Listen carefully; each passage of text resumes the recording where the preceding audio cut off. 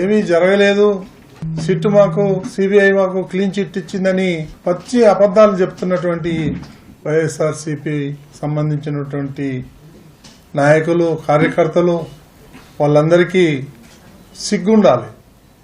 ఎందుకంటే అదే సిట్ రిపోర్ట్లో ఇది 100% కల్తీ నెయ్యి ప్రతి చోట.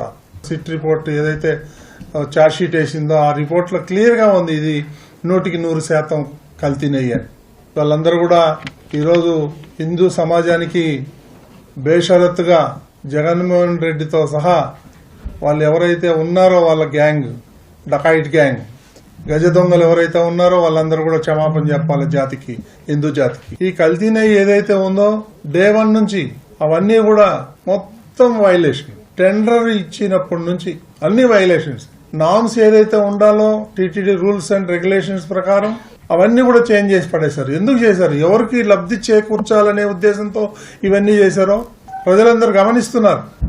అందులో ఉన్నటువంటి ఎవరో ఒకళ్ళిద్దరు వ్యక్తులకి లాభం చేకూర్చే విధంగా ఆ యొక్క నిబంధనలు ఏవైతే ఉన్నాయో అవన్నీ కూడా చేంజ్